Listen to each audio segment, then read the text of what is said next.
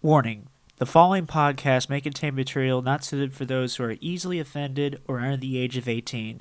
It may contain coarse language and dark humor. Listener discretion is strongly advised. Out.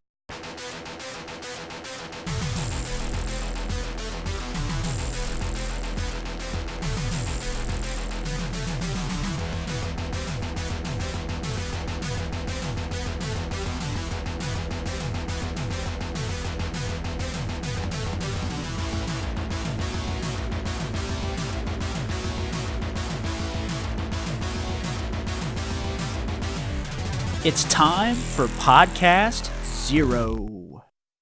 Hey, everybody, it's your old pal Cube the Third, and welcome to the second episode of Podcast Zero. Please introduce yourselves, everybody. I'm Zeke Freak. I'm Keikakukat.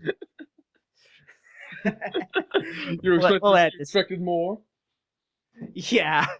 And anyway, welcome to the second episode, which we talk about anime and other things. So guys, how's it going? It's anime-liciousness. Yeah. What was that? Oh yeah, Yeah. there is so much Yeah, analysis. Yeah, there's so much. Yeah, welcome to the Blowing Podcast. we forgot to mention we're recording this on a plane right now. Yeah, we're like on a plane with a bunch of snakes. Yep. It's not as bad as it sounds. I don't mind the snakes. Okay. You know, this plane is Yeah. pretty good despite the snake service. Yeah. Yeah, the snakes are really bad. Anyway, so what have y'all been watching? I've been watching Steins Gate on Hulu, actually. Oh, what are your where are you at, and what do you think about it so far? I finished episode 15 and I like it. I like it a lot, actually. I still think it has what were you saying? Go on. No, I'm not saying. no, I still think it has I think it sets a really nice, consistent feel and tone, and I love the scripting, and that's something I don't say a whole lot, but I really like the scripting in this. There's just a lot of little things that make me laugh. In the dub or in the sub? In the dub, I'm watching dub. It's one of those rare instances where Funimation put the whole dub on Hulu. So Oh, yeah. that was nice of them. What did you think of like the little jokes? Because I know like a lot of people, because like I said in the last podcast, I know a lot of people got all bitchy about the memes. Yeah. They fit. They mostly fit. You know. Yeah, I can it's, definitely see why some people might see them as distracting, but I think they fit well enough. Yeah. Anything else of note that you want to talk about? Any thing you've been watching from this season or anything like that? I've been watching lots of stuff from this season. The one thing that I had my first drop of the season already. And that is? I was 9 minutes into it and I dropped Wizard Barrister's Benmashi Cecil. Because, oh my god, that show is so ugly. The faces. I'll admit the faces are ugly, but I am curious to see more. I like that frog. Okay. No, it's just it's a combination of really bad CGI and a lot of CGI and like really ugly character designs. So it's like Arpeggio Blue Steel bad? Well, no, Arpeggio looked fine. It just ran like shit. This kind of looks bad. I'll give Wizard Barristers more of a chance because I think it has potential, but compared to, I've only seen one episode so far, that's all it's out. I saw episode 2 of Witchcraft Works today, and it's like, I did too. That one's that one I'm already losing interest, and I don't know why. It's just like, wow, it really is a harem.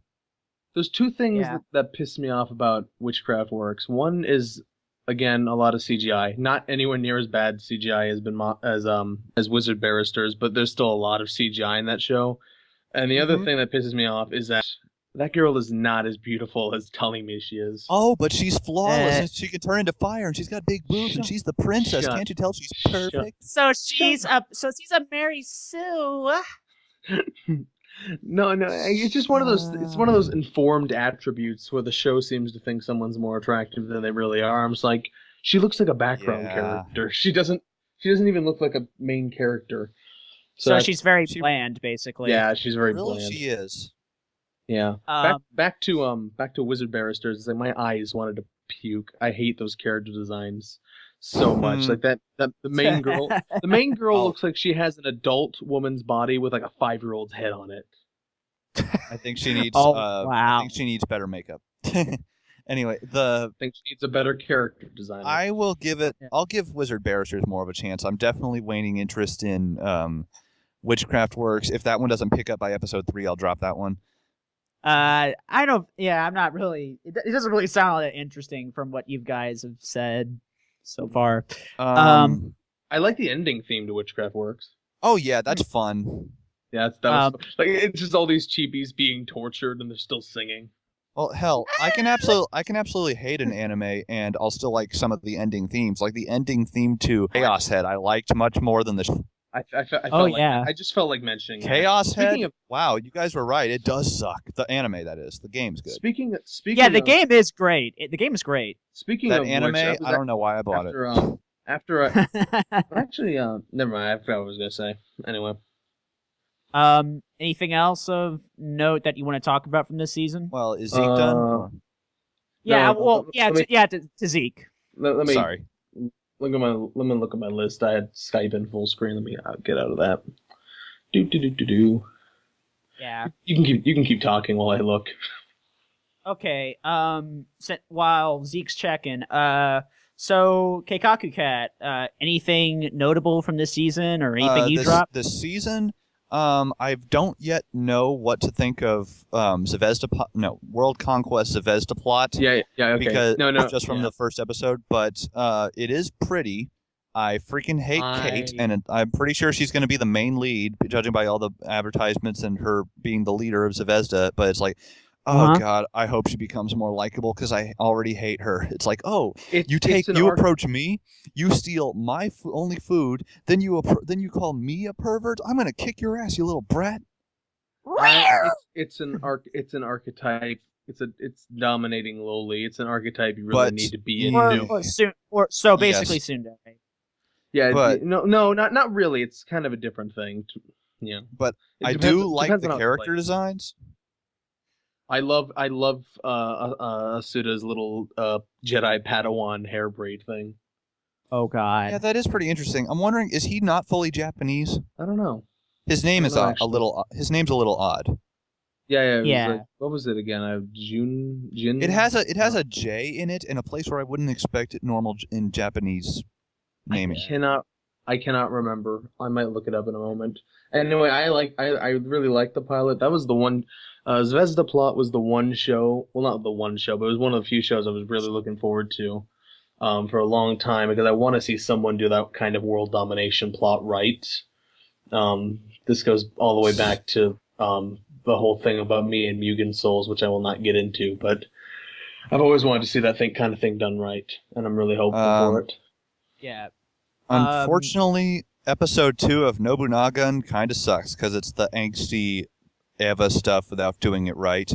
And it's just like, well, it's clear they're only doing that episode because they don't have the animation budget for more action. It's like, I already knew the animation was going to be crappy in this. I just want the stupid fun present. I kind of want to check out Nobunaga the Fool. I haven't really checked that one out yet. I haven't watched that one. I'm talking about Nobunaga Gun.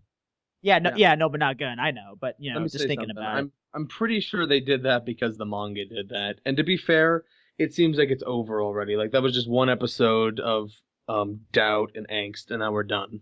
That's what it seemed like to me anyway. Well, that's good. Angst! I'm not dropping it yet. I can deal with one episode of that. That's fine. Especially at the beginning. All right. Anything else of note, Keikakukat, they've been watching? Wake Up that's Girls. Like... Yeah, I saw that. I saw the movie. I saw the show. You saw the movie and the show? Yeah, both. Watching both today, actually. Yeah. I watched those. It's okay. It's very well put together. I kind of want to see where it goes though, because it still seems a little plain to me.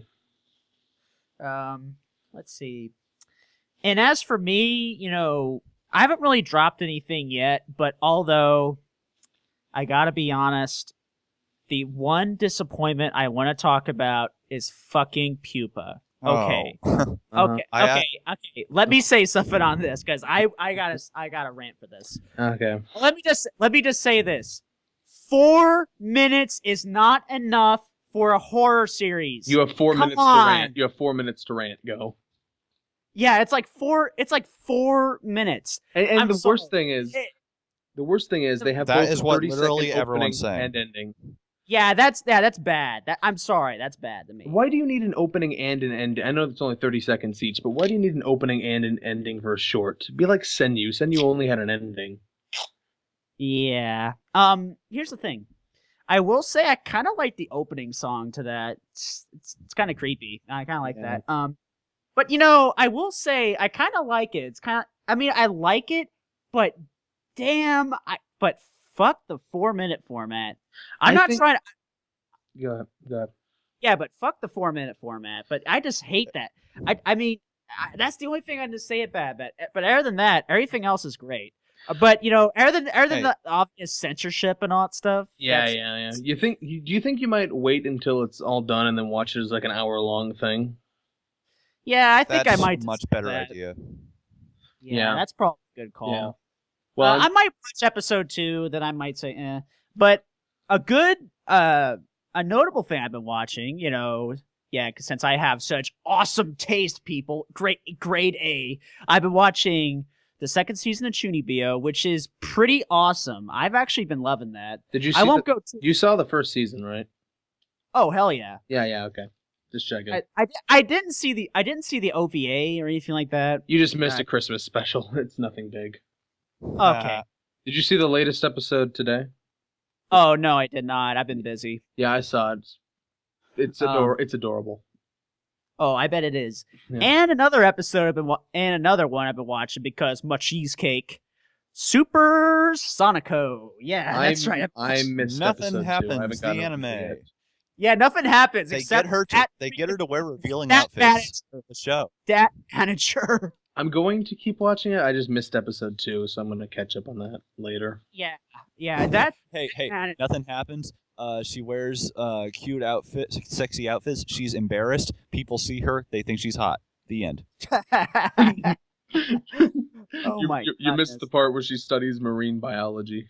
Oh, I missed the part where she makes the noise because she is seen in a melting outfit in front of people with eyes. Did the awesome manager show up again? Oh, yeah. It showed him talking to her on the phone, acting all calm while still wearing the mask. Awesome. Because I am the demon manager. Dude, if guys. Touch Sonico. Guys, can I say something? What? Demon manager, best girl. Well, as if that's up for debate. Exactly. Everyone's thinking that's everyone has their best girl. Anyway. So I've been watching a lot of other things. I just wanted to know if either of you were watching things I'm listing here. So you mind if I do that? Yeah, real quickly. Nisekoi. Anyone watching that besides me? I want to check that out because it's a shaft joint. Yeah. What do you think, Keikakukat? Well, love triangles aren't my thing. I'm not normally into that, but this one seems harmless to me so far. So it's like I like Shaft's animation and art style mostly, and it's just one of those. Well, hey, this may be a Shinbo Shaft thing, but so far not a loli or little sister in sight. So it's like, hey, I've no reason for me to stop watching.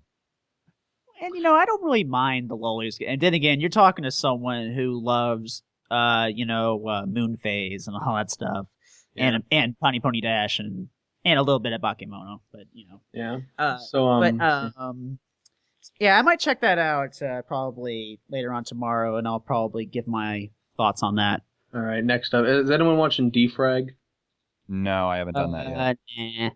Yeah, it's Funimation got their act together. It's now on Hulu. If you have Hulu, I don't know if you do. Not really that big on Hulu, to be honest. I'm liking. I watch it sometimes. Yeah, I mean Defrag, not Hulu. Although I don't mind Hulu either. Hulu the anime. Remember that? I always remember that commercial where Alec Baldwin's like, "Because we're aliens, and that's how we roll." Remember that? Yeah, and it has that weird tongue. Yeah. Anyone watching Engaged to the Unidentified? I thought that was really good. No, I missed that one. Yeah. Norin. My picks are very light, so I'm mostly gonna say Wow. Nat. Well, Sheesh, I think I'm watching a lot of stuff this season. Then you name a bunch of stuff I miss. Well, yeah, I know. When I say everyone, I mostly meant Keikakukat and maybe Cube if he's seen anything. Yeah, I know. Anyone else watching Norin, or is Silver Spoon enough rural land for you? I am watching Silver Spoon. I'm not watching Silver Spoon. I mean, it looks. I don't know if it'd be my thing, to be honest. But are you watching? But is Keikakukat watching Norin though? I'm not watching it. I haven't started yet. All right. I guess I need to. Have either of you seen Hamatora? Nope. Okay. Nothing to say on that front. Magical Warfare, or Maha Senso, or whatever a weebu would say. Nope. All right. Long ass title, so therefore not touching. It's not long. It's just 2 words. I'm kidding. I'm being an asshole. Yeah, I'd imagine. I can't remember if you tweeted about it. Did you see Sakura Trick? I want to see Sakura Trick. I want to see it, but I know that's causing some shitstorms, apparently. Really? I've just seen people go, it's good, or it's not my thing. Well, I just heard some people going like, okay, we're not going to name them, because I heard people say, Internet Hive Mind likes Sakura Trick and blah, blah, blah, blah, blah. And I thought, really? That was the... Oh, right. I only remember that about World Conquest of Plot. I forgot about Sakura Trick. Another thing I'm not going to get mad at, because I don't feel strongly enough about it for it to be worth it. I mean, I haven't seen it yet, so I can't really talk about it. The only thing that I didn't it's one of those things where I don't... The only thing I really didn't like about it is that it's got a lot of that inconsistent visual gags that come from being an adaptation of a 4-coma. But other than that, I don't really have a problem with it. Hell, I remember even Erica Friedman of Yuricon, even she mentioned that she can't stand that 4-coma style, and since she watches she reviews all that Yuri related stuff, and that's what her whole website's like. But she even mentioned she can't stand watching Sakura Trick, and she asked, "Can someone review this for me?" Yeah, I saw that. I was like, wow, that is not a good sign. The one show I wasn't planning to watch, but I watched the first episode on a whim, was Hozuki no Ritetsu. Are you watching that? That one kind of bored me. No, can't say that I have. Yeah, that one kind of bored me, but maybe I just don't have enough. What's funny is I think I might have watched it and I just forgot about it because I was so uninterested. Yeah, maybe I'm just not enough. I'm not into Japanese mythology enough to really get. But I watched it and I felt like I was bored and I might have been missing something here. Mm-hmm. So it probably has an audience, but that audience probably isn't me. Yeah. And then nothing else. I don't think there's some other stuff here, but it's probably not worth mentioning. Like ZX, like Sex Ignition. Oh my god, that was. Yeah, I mean, we don't really want to. Yeah, because this is kind of good. This is kind of going over a little bit. On the other things I've been watching, like okay, today. I mean, I know this isn't necessarily anime related, but since this is an Anything Goes podcast, we're gonna talk about it. I believe the banner also mentions video games, so go ahead. Yeah. Well, yeah. Anyway, so today I went to the theater, so I saw Frozen finally. And let me say, I'm kind of kicking myself that I didn't see this movie sooner. The internet tells you, we told you.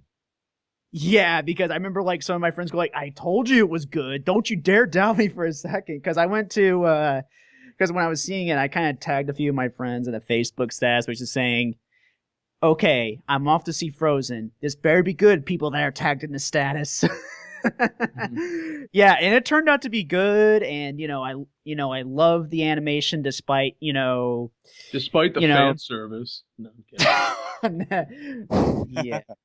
I saw every piece of that snowman. If you know Cube the Third, then that would be more funny. Yeah. Well, also if you listen to another podcast, you would get the joke too. Yeah. Anyway,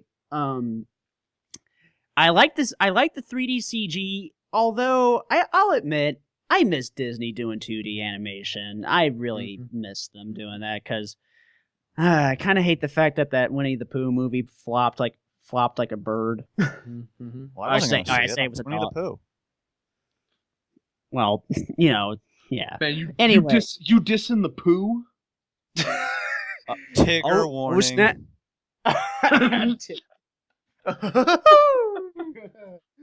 Although I know Thanks some for people saw it noticing. and they thought it was good. Okay. Anyway, yeah, the animation was gorgeous. I saw it in 2D because I am not touching it in 3D. Yeah, other than that, fantastic movie. For all those people out there that are big Disney freaks, yeah, go out there and see. What are you doing it. listening to this podcast? Yeah, basically. But yeah, overall, I give it a 7 out of 10. Have any of you guys seen it? Do you guys have any more thing to add to it? No, I don't. Keikakukat. I don't watch mainstream Hollywood garbage. No, I'm fine. Whoa, hipster Okay. Zeke. Excuse me. Excuse me. I forgot to wear my fedora to this session. I'll go get it. I was imagining red glasses for some reason. Oh, That's kind of his icon right now. Oh right. I used to wear blue tinted glasses, but I don't have them anymore. I forget. Okay, all right. Before we move on to this segment, okay, another thing happened that really kind of made me laugh. Okay, last night of this, as of this recording, I got called an Aniplex apologist. Oh, that's like the worst thing you can be. But you want to know something? It's like, I'm sorry that I'm not bitching about Aniplex on Twitter 24/7 and being like, oh, well, Henry Goto, more like Henry GTFO and all that stuff. I mean, it's hey, I only bitch Why about can't them you maybe just once a hate week. them? Can't you? What are you going to say, Keikakukat? Why can't you just hate them? Can't you see how much of an impact you're having on things by complaining on Twitter.com? I mean, okay, look. I only bitch about them once a week at most. I'm just saying. I mean, okay, here's the thing about Aniplex. The pricing thing is kind of a downer for some people. I mean, I understand, like, you can have money issues and all that stuff, but with saving your money, you can do it. I work at a shitty job. And you know what?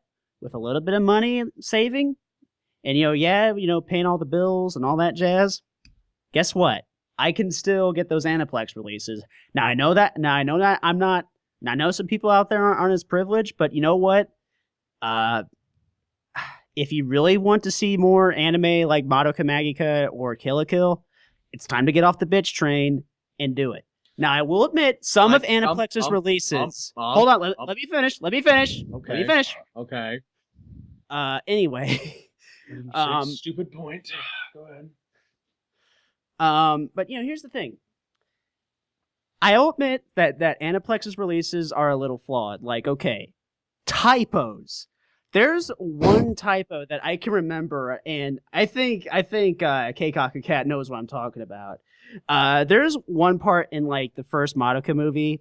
There's like a typo like where Madoka talks about her mom and a successful woman, and they spell successful with one C. I'm like, what? Yeah, but yeah, it's rampant typos, and the Durara Blu-rays. I kind of hate the way that the subtitles are oriented. No, Keikakukat, let me speak. Yeah, with the on-screen text. All right. Yeah, those are a little bad. Let me. I want to make a counterpoint. Okay, go on. Objection. Anyway. Okay, go. No. What? Okay, yeah. Okay, meme interjection aside, go on. It's just, would you? Here's a question. Would you pay $30 for a burger? Because you can use that saving argument all you want, but if something's unfairly priced, then it's just unfairly priced, and that's for the market to decide. But all the other companies seem to be in this agreement of this $40 to $60, $70 price range. Aniplex is the only one not playing ball here. You can't say that's not rampant, just greed right there. It's like, here's the thing. I think the reason why they do that is because of like, some I think the reason why I do that is to prevent reverse importing. Like I said, I don't agree with the prices. I don't really agree with that. I'm not saying I agree. But bitching about endlessly, but it doesn't seem isn't going to get shit done. But it's not a problem. I begrudgingly accept. It's because they brainwashed you. But no other localization company seems to need to do this. Nobody else has this huge problem with reverse importing. They do, but they don't raise our prices because of it. And I understand that Japanese customers get screwed all the time with prices. That's just the norm over there. And this industry couldn't exist unless those guys got screwed. So thank their sacrifice for us, I suppose.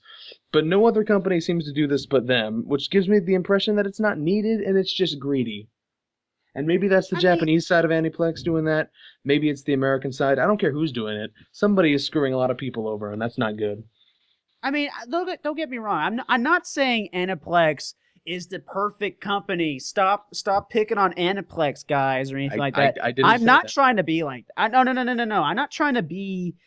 Look, Aniplex has problems, but unfortunately, I want to support. Okay, I pirated Madoka when that was airing. I wanted to support the show, so Don't gasp. It's not a big deal. Yeah.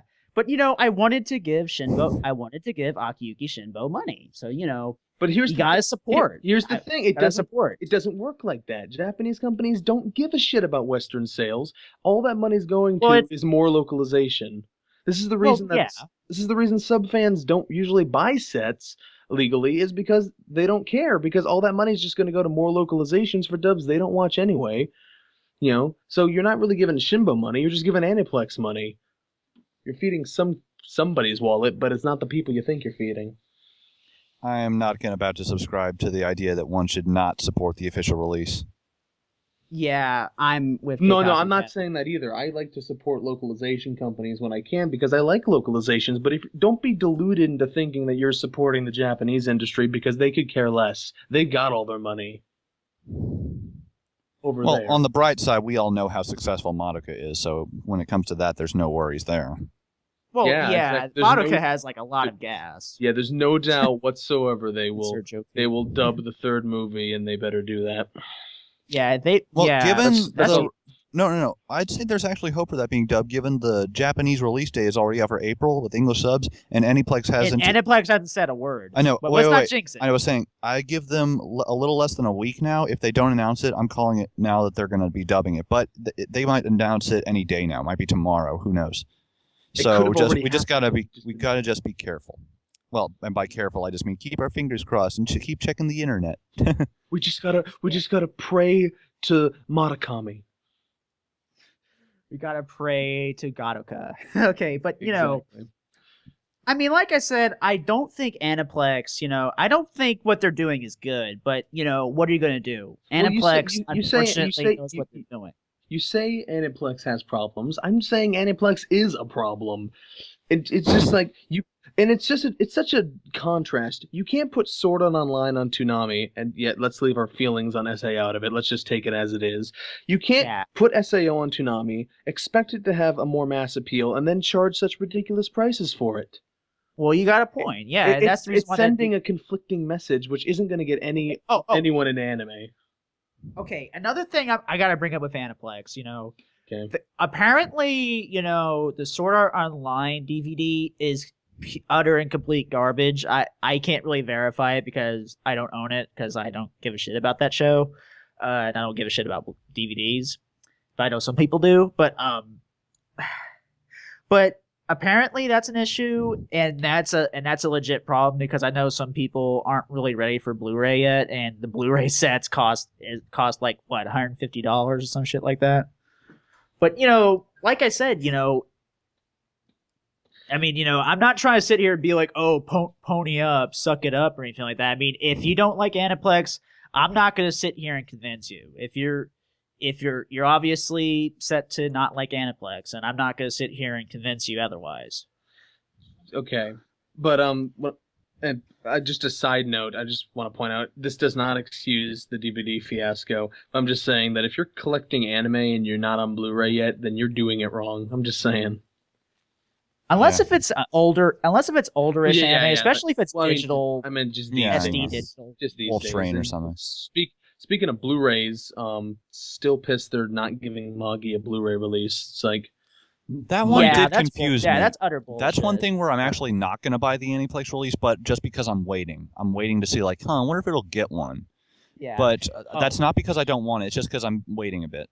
Another Aniplex issue is apparently, just the English dub audio quality not being as high as the others.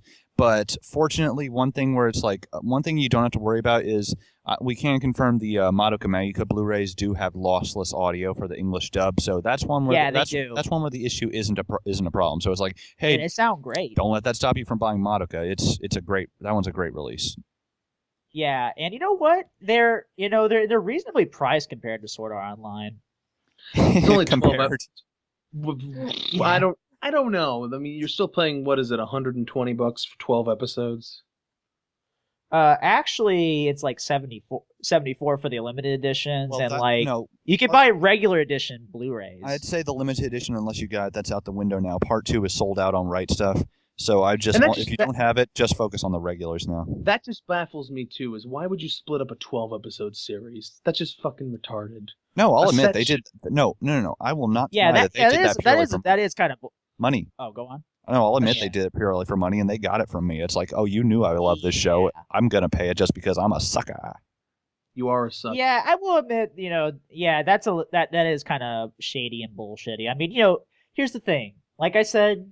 I'm like a broken record here. I'm not saying, Aniplex is like the godly anime company and everyone else should bow down to them. No, I ain't drinking that Kool-Aid. Yeah, but just because you're not doing that doesn't mean you aren't doing a little bit of apologisticizing, whatever that adverb is. Not an adverb. But you know what I mean. Just because you're not saying those things, you're not going to that extreme, doesn't mean you aren't being a bit of an apologist here. And that's a much better way to phrase what I was trying to say.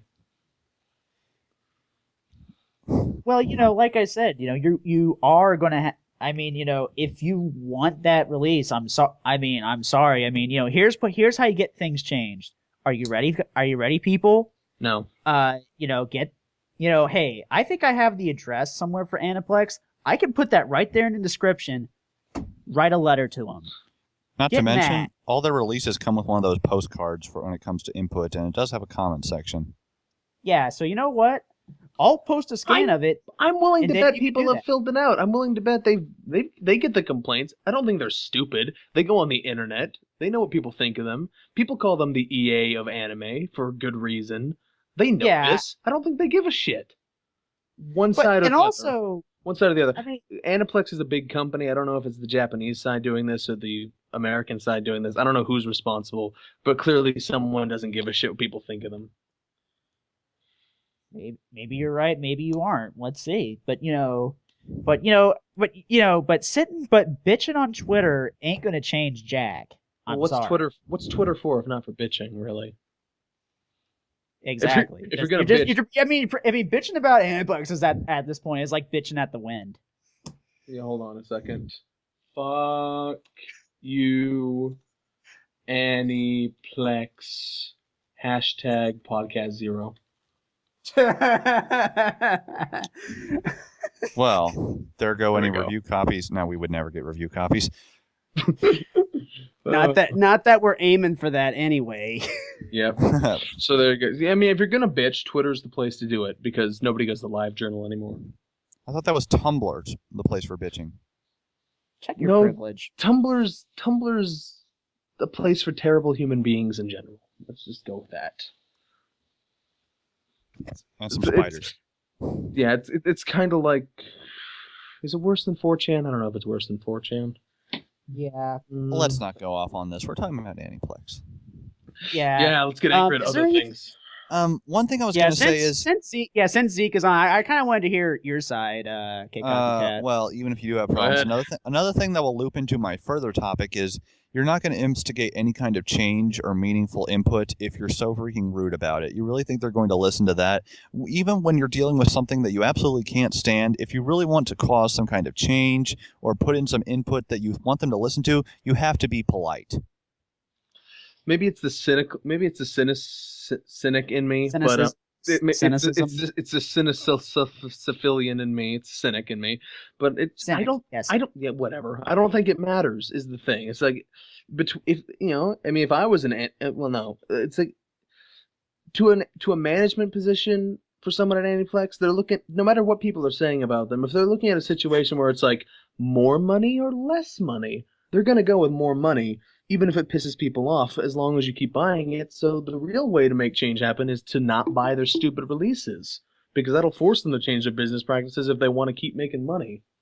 It's like, and also, I remember like one, my friend, it's that phrase, vote with your wallet. If you don't like the releases, don't buy the releases, and maybe they'll change.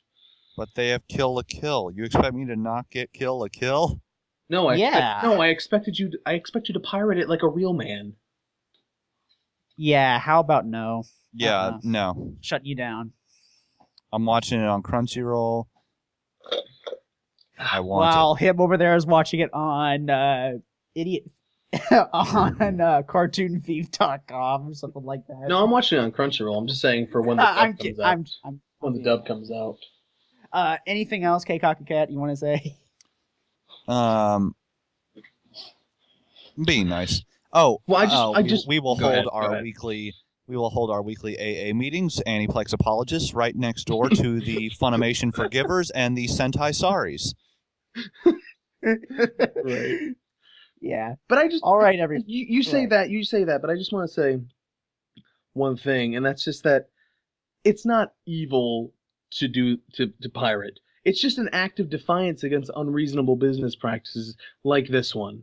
And that's what I'm saying, is that they're just being unreasonable.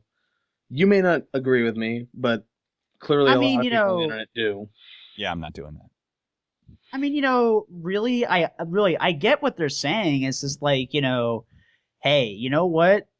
Operation Rainfall kind of worked almost. So, take some cues from Operation Rainfall. Almost, so, yes.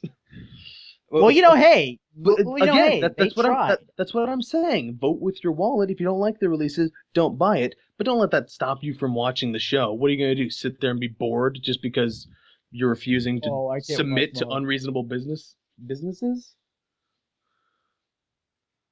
Yeah. Well, whatever. I'm getting off my soapbox.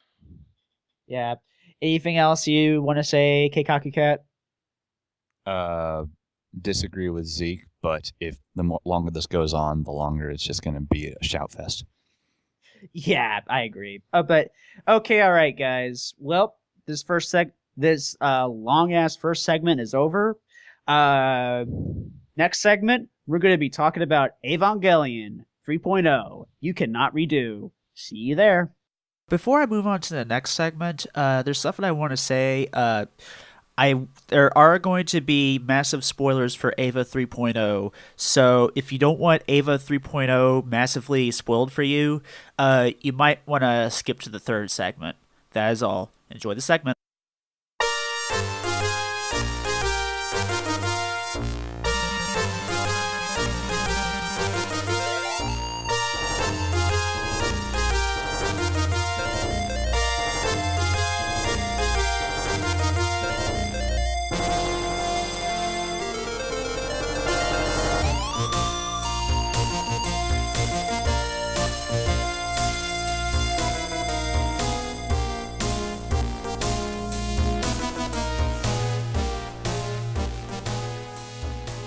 And welcome back to Podcast Zero. In this segment, we're going to be talking Eva 3.0. You cannot redo. And I have a guest with me. Please introduce yourself now. Sure. Hey guys, this is Chibi UFO. You might have seen me on Twitter or various other parts of the internet. I'm glad to be on here. Yeah, and you might remember her from like from the Dokes cast we did, back in December. Yeah, those were the days. That was a pretty fun. Yeah. We were gonna have her on the first episode, but things happen. Yeah, but life happens. It just happens. Yeah, basically. So yeah, this is Eva 3.0, and Chibi, since you're a bigger Eva geek than me, I'm gonna have you go first with your thoughts on the movie. Yeah, sure, no problem. Okay, well, to really overall what I thought of the movie, I thought it was pretty decent. I'm surprised of how Wano is going to be doing the storyline for the rebuild movies. I was surprised with the third Ava movie because I thought, okay, well, the third one, this is where shit's going to really get crazy. One was sort of retelling the most of the first half of the TV series. Two is still doing the same thing as sort of retelling the TV series, but it's starting to add in its own things to it. And I thought the way it incorporated both telling the TV show and adding new things was, I thought the way they did it was very good. Movie 3 was, I think, where they started to get more intense and started to go, like, a little crazy of, like, hey, we're gonna start really doing different things and, we're gonna show elements of parts of things like, say, the end of Ava and the end of the TV series and some of the other movies, like the Rebuild movie. And I think the way they did it was pretty decent. I was surprised. I know a lot of people, I think a lot of hearsay from the internet was that a lot of people were disappointed. The funny thing is, for the case of, I guess, maybe other hardcore Ava fans that might have been disappointed, I could actually understand that, but I was satisfied. I really enjoyed it. Yeah, same here. Like, in the case of ratings, I'd give it a solid 8 out of 10. It wasn't the best thing ever, but it was pretty solid, and as an Ava fan, I dug it. I thought it was really interesting.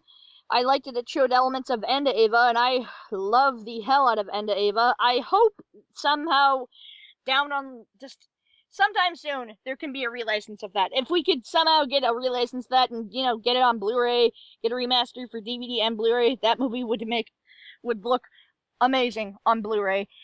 That'd be nice. And hell, if we could, I would buy it too. Yeah, I could think of the series. I could think of tons of people who would love to re-experience that, especially since the rebuild movies show off elements of End of Ava, just to see the insanity of, End of Ava, just to see the insanity of that movie, just seeing it on Blu-ray, just seeing all that beautiful artwork, because that movie is also really goddamn beautiful. And as flawed as it is, the TV series as well, if that could somehow get a relicense, that would be great. I hope that can be resolved soon. I mean, it's really a shame that, last time I've heard like Studio Kara and Gainax are still kind of going at each other, and then there was also some shenanigans with ADV or some shit like that. I think the ADV thing isn't too much of a problem anymore, but the thing with the other two, the Japanese animation studios, that's sad. I really hope this can get worked out, because I think there's a whole lot of classic anime that I think would do very well in sales, especially for nostalgia sales, if some of if these conflicts between the these various animation studios could get worked out. It's sad. It really is. Hell, it's the same thing what's happening with the Sailor Moon thing. I mean, yeah, we're getting the remake, and hopefully that'll actually be happening. We got the supposed date, if that will be happening or not, but I'm pretty sure it will be. But if we could, I'll believe it when I see it. Yeah, we still haven't even gotten any screenshots. I don't think we've even seen like a logo of what it will look like. But if we could get this stuff sold out, that'd be nice. But yeah, it was 3.33. Really interesting. Liked what they did with Shinji. Like what they did with Kaoru.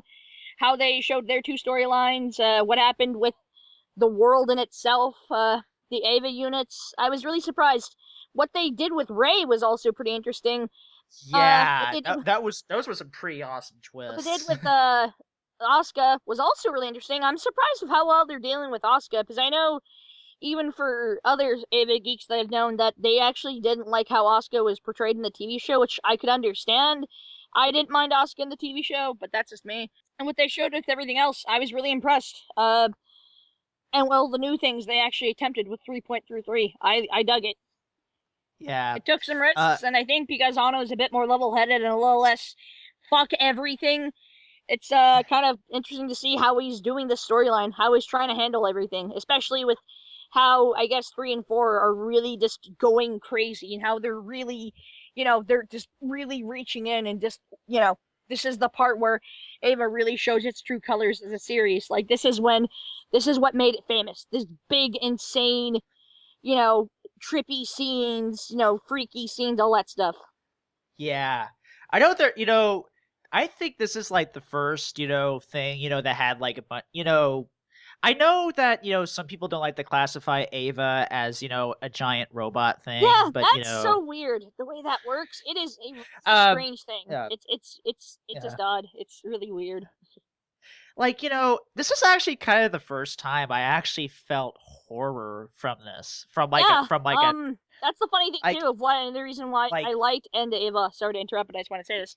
One of the reasons why I like the End of Eva is that there's quite a lot of shots in End of Eva that have very horror movie like moments to them, and it's frightening. It's genuinely creepy, frightening, unsettling, and just really uncomfortable. And it works as the scenes go. They work really well. It's the emotions there, the scares there, just everything. It's intense, really just intense. Edge of your seat, just you're just gripping on something just to hold on. It's intense, and I don't know. Like I said before, I hope there could be some sort of a chance of relicense that and the TV. Yeah, because I really want to get my hands on it, because apparently a used copy of End of Eva, I mean, this is from what I've heard, but apparently it goes for like $50. Yeah, and the sad thing is like, even though that's the only way you can watch it, the quality on that DVD is not that great. I heard it's ass. Yeah, I watched it on DVD a couple of years ago that's how I got to see it, and I even thought that was like, well, this isn't that great. Like, the overall animation itself is good, because I've seen, like, after watching it a year later, after watching it, I saw some, like, pics of it, and I'm like, oh, this looks way better than that DVD, so that's kind of sad. What else? Actually, I think you were going to say something before I mentioned Ed and Ava, if you want to go on with that. Yeah. I think this is going to be more my side. Okay. I'm not really as big of a geek, on Ava as compared to something like, say, Madoka. I watched the first 13 episodes back in 2005. Like, a friend let me borrow his DVDs. He's also a huge Ava nut himself. Nice. And, and I actually watched it through, like, the Platinum sets. Nice. Those are also pretty, like... Yeah, they look great. The Platinum sets are kind of interesting, just of, like, how decent they look, even today. Like, those are already quite a few years old, and yet they still look competent. The quality, the transfer is all very, very nice. The audio quality is great. It's, really impressive. Yeah, I know. Yeah, I bet if that looked on Blu-ray, it would probably look even better. Yeah, really good touch-ups. Everything just comes off as just well-made and everything. It's really charming, really nice. I actually was lucky enough to get a thin pack of the Platinum set, and I just love it. It's, I remember taking a picture of it, and I was like, I'm so overwhelmed at how this is. Like, I'm glad I got to get, I got my chance to re-own the TV series before it would become permanently, sold out or whatever. So yeah. If there's still a copy of the thin pack, I think I might just end up biting the bullet and getting it. Yeah, I'd say go for it. What else you got to lose until they can? I don't know. If there's ever a chance of it being relicensed, what else? The other way do you have? But then just to get that. But yeah. Since I've been watching all the Rebuild movies, because this is the first time for me watching the Rebuild movies was through Toonami. Right. And they did the re-airings of those. Yeah, and I'm surprised they got really good ratings, but this is beside the point.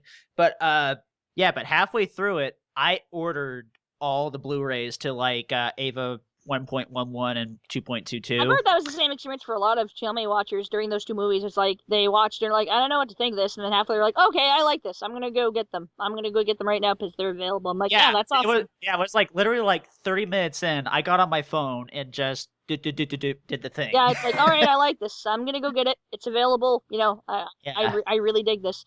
I'm also surprised with the case of Toonami watchers for Ava, how the opinions for a lot of the characters have either really changed or this new generation of Ava watchers, how they really view the emotional content to these characters. As a classic Ava geek, I'm always noticed the constant bashings of Shinji Ikari being, quote-unquote emo and all that other stuff. I've never really liked that from the get-go, and I could go on a, several hours long rant about how dumb it is, but I'm gonna spare everyone with this. But, I don't know. It's just nice to see, like, newer fans or fans in general who have been there from the beginning, just seeing a relook at Shinji, because I've never liked that viewpoint, or the viewpoint of Asuka, or any of these other sort of things, or the viewpoint that apparently Gendo Ikari is a good father, and I'm like, hi, you've never experienced what oh God, no. You've never experienced actual harm from your parents. You've never experienced abuse. Okay then. Yeah, I mean, Duh, get the freaking robot, Suji. Yes, getting the robot that, has the same feelings as you, and whenever it gets harmed, you get harmed too, physically, so it's like, yeah, go do that. And, you have your own set of mental problems, Shinji, but no. Suck it up, because, fuck, trying to solve your own problems, and fuck trying to, figure out your depression or something like that. No, just get in the robot, because, screw being a decent person. Okay, to make this really short, I want to quote a friend of mine. I want to quote a friend of mine's tweet from a few years ago. Shinji Ikari served his country. That's all. Yeah, exactly. And funny enough, that's actually something that I've never understood about that complaint of Shinji being emo, or Shinji being whiny, or Shinji not doing this.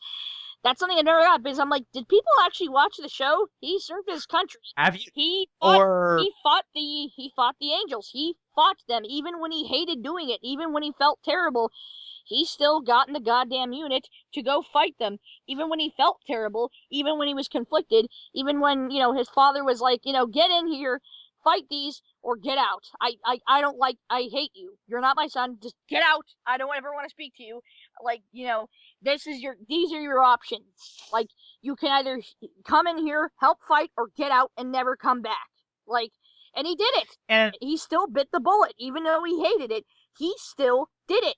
He still attempted something in his life. He still, fought these damn angels. Here's my thing.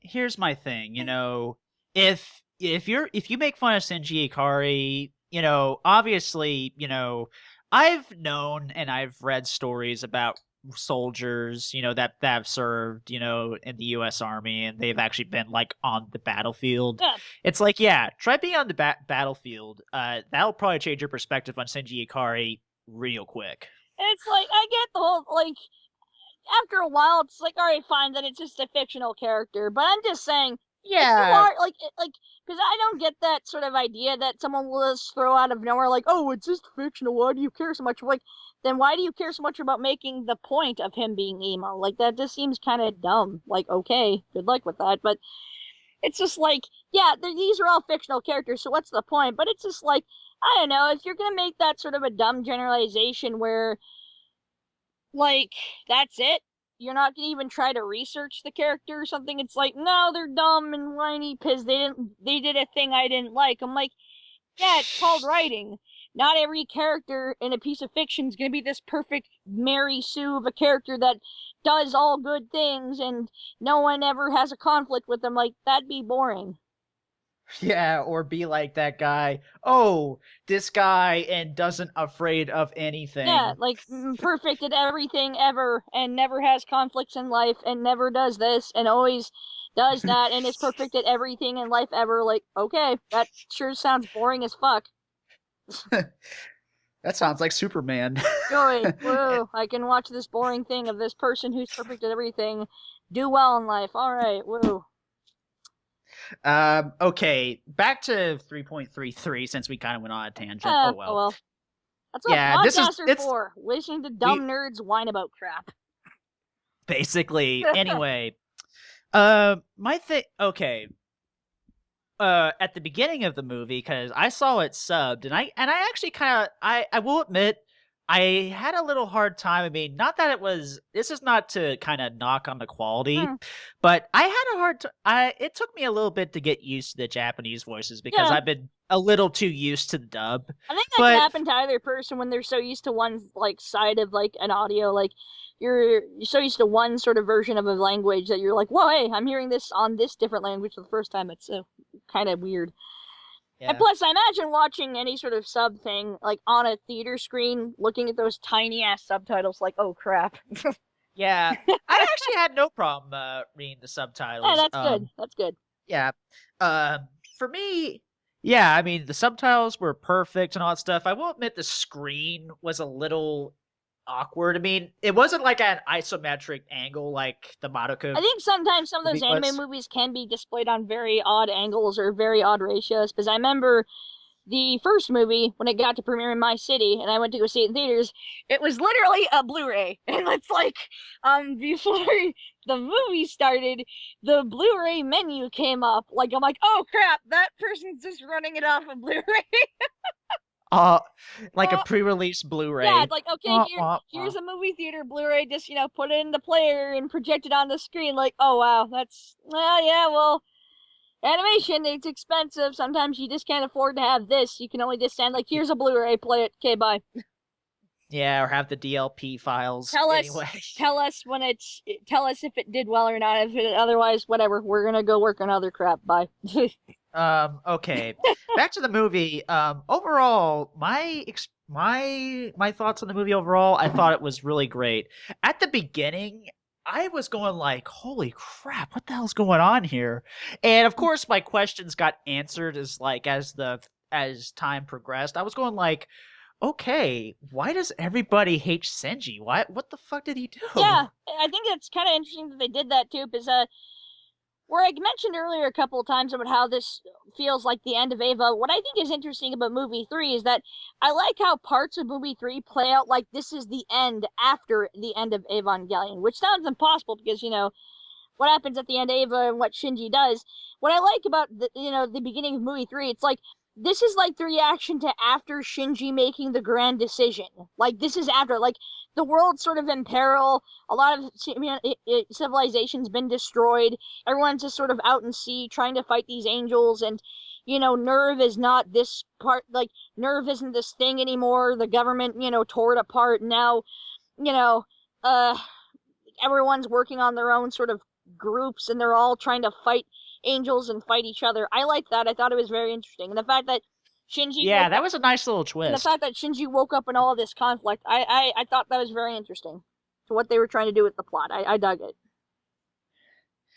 I just thought it was like really interesting once you figure out what happens. I'm going like, holy crap. Yeah, very interesting. What the hell's going? And then when I saw like everything else happening and then like everything started coming together. Okay, there's one particular scene I want to talk about where I actually felt legit horror. Uh-huh. It was when Senji was having a breakdown, going like, "Pilot!" When you hear those voices of "Pilot the Ava! Pilot the Ava! Don't pilot the Ava! Do this! Do that! Yeah. Don't pilot the Ava!" Yeah. Oh, that I actually was shivering. Yeah, I thought he was going to go nuts. That actually was pretty intense, and I thought that was very interesting. But overall, I thought, the animation was really beautiful. And one thing I got to comment on, Uh-huh. I really loved the soundtrack to this movie. I mean, I know as a music guy, I feel obligated to say that. Well, because, say your opinion about what you think of the soundtrack to this particular piece of there was a few tracks that I would not mind having, like when Shinji sees the third impact left behind. Yeah, oh God, that was great. I think a lot of my favorite standout points, which I was a little surprised by, because going into the movie, one of the things I was worried about was like, I don't know how they're gonna handle the Shinji and Kaoru scenes. I don't know what they're gonna try to do. I was worried about how they would write off the scenes, and I was surprised because they ended up being really good scenes. Probably some of my favorite scenes in the movie were with Shinji and Kaoru together. They're just talking as friends. Shinji's trying to understand the world he's in right now, what his life is, and like how everything's working. Why is Nerve in this part of the world, or why is Nerve this? How come no one's working for Nerve anymore? And I like that. I dug that. And like, why is everyone rebelling against Nerve? Yeah, exactly. Yeah. Why is everyone, why is everyone doing these things? I thought that was very interesting. And when Kaoru took Shinji to go look at what happened, I loved that scene. I was like, wow, okay, this is really good. I'm really impressed. Yeah. And I said this in a tweet. I really, as much as it's depressing to some people, and I understand, I really love post-apocalyptic hellscapes. I don't know why. If they can really do, like, I like them when they can do really interesting things, or they just, they really try to do something different, or they really try their best with, like, character writing, or they try their best at, making a point of it, or they try their best to not just do the generic, oh, zombies, or oh, this happened, or that happened. Like, they really try to show off, like, what caused this, or what people do nowadays. Like, funny enough, this reminds me of what you just said. That reminds me of my reaction to The Last of Us, which, I was still impressed that, not so much that I agree or disagree with everything that most game critics say, but when I played The Last of Us, I was impressed with how much I agreed with the critics. It was a well-made game, a damn competent, well-written, beautiful game. I'd almost rate it at a 10 out of 10. It was that good. I loved it that much, and that just reminds me of that when you brought up the post-apocalyptic sort of thing. Yeah, it really looked great, and how they portrayed solid that. animation too. I was even impressed with some of the 3D parts because I was like, Japanese animation and CG, that's a little iffy, but I was impressed. Yeah, they really need to refine their thing a little bit, not make it look like it's running on a crappy computer from 1992 or something make like it look that. like it's really just barely PS2 graphics game. Like, okay, here's a that kind PS2 of thing. game. Like, oh, thank you. But I was actually even impressed with the CG for Yeah, the CG. not bad. Yeah, Not bad at all. Yeah, the CG looked amazing. It was pretty, dare I say it, smooth. Yeah, I was also impressed with that because sometimes with CG and Japanese animation, it looks a little jagged or it comes off as kind of, this really awkward sort of like, it's not smooth at all. It's really weird and it looks awkward and it just, ugh. But, no, gave it 3.33 minutes to pull up pretty well. Something else that I'm interested in is that how solid the story was for 3.33 and how much I actually wasn't disappointed by it. I actually don't know what to expect for 4.0 or whatever they're going to be calling 4. I wonder how they're going to wrap this up because I thought 3 almost brought in a lot of good points to a point where it's not so much that the ending to part 3 was a lot of closure for me, but I think for the fact that they were sort of trying to recreate parts of the end of Ava and they're trying to create that sort of world, but they're going to be doing some things differently. I wonder what they're really going to do for 4 and how they're going to end it all. Like, what's going to happen to Shinji? What's going to happen to Asuka? What's going to happen to Rei? What's going to happen to everyone? What's going to happen to this world? I'm really intrigued by that. Yeah. And, I wonder, I've been kind of spoiled on the ending, the whole congratulations thing. Oh, yeah, that's a topic for a different day. Yeah, for the TV ending and that sort of thing. Yeah. The thing is, I think that's something else I've always heard as a complaint is that ending. Like, I remember even the original Japanese audience who saw it, like, on TV, they didn't like it even after watching all the episodes. I don't know. When I watched it, I actually felt like it had some emotional value to it, and I thought it actually worked. I think, if you watch it with a certain amount of context, especially if someone who maybe, you have depression or that sort of thing, I feel like it might actually work for you, but that's just my opinion. I dug it. I feel like, especially if people look at it without any context at all, just like, oh, here's the ending, Ava, here you go. Like, here's the TV ending. I feel like that might bother someone to the point where it's like, I don't know. I don't think you can be a fair judge of it, especially if you have no context. Like, why are these people here? What does the congratulations mean besides just, these characters saying, hey, congratulations? What is the point of this? Yeah, exactly. My point. Yeah, but, back to 3.0, since tangent. I don't know. Yeah, it's okay. Like I said before, I liked it. what are podcasts without, dumb nerds whining about stuff? Exactly. Tangents and whining. Podcast. Bop. Yeah, basically. But yeah, my thing on I really can't think of anything necessarily bad to say about the movie, other than the theater experience, but we'll touch upon that towards the end. Yeah. I think for my negatives, the funny thing is I do have some negatives. I can't exactly think of them right now, not because I can't remember them, but a lot of the negatives I've had about that movie are very small things, like very, very small things that are like, nah, like even as the movie itself, I dug it. There are a few small things that I wasn't that big on, but I still cut out some slack because I'm like, hey, overall, this is pretty good.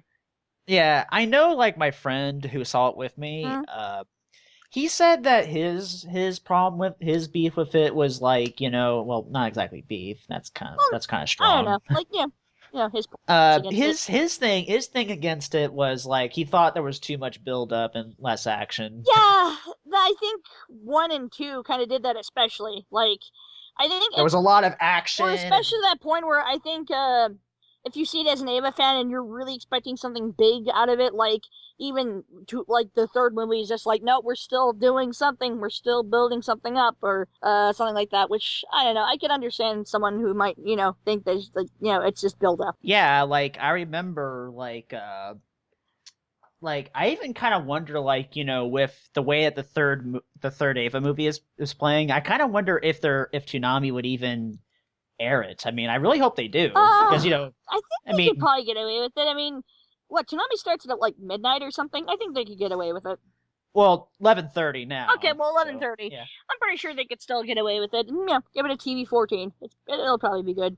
Maybe you have to make some very, very small edits, but otherwise, I'm pretty sure it'll be able to run. And it's not like the runtime for that movie's any longer. It's pretty short. It's a really short movie.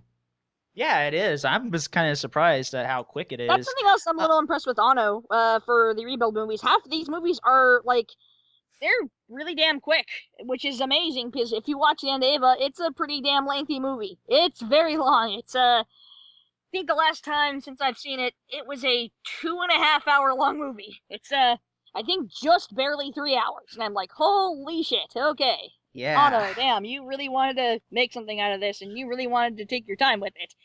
Or the rebuild movies, like, no, it's like, it's an hour and a half. Don't worry. Here's the story. Here's this. Here's this. Those are parts 1, 2, and 3. We're going to be doing part 4 soon. Yeah.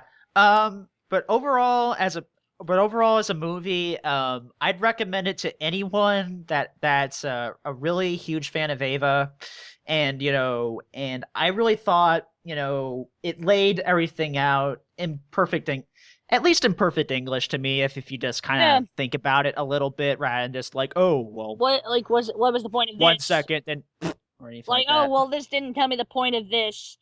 This didn't tell me the point of this movie right now, so it sucks, because it made me think, because, God forbid you actually think about what you watch instead of just, popcorn action or whatever. Yeah. I mean, oh, and one more thing. Mm-hmm. This movie, I'm being legitimate, guys. This movie almost made me cry. Yeah, I remember my various Ava experiences where I actually cried. Most of the end of Ava, especially the last half of end of Ava, I cried. The ending to the TV series, I cried.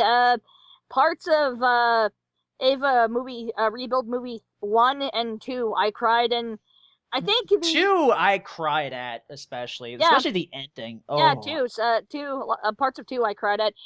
3, I somewhat cried at parts, but I think I was more just sort of like, whoa, I'm surprised at how well they're trying to handle this, like, all this madness, like the end of the world.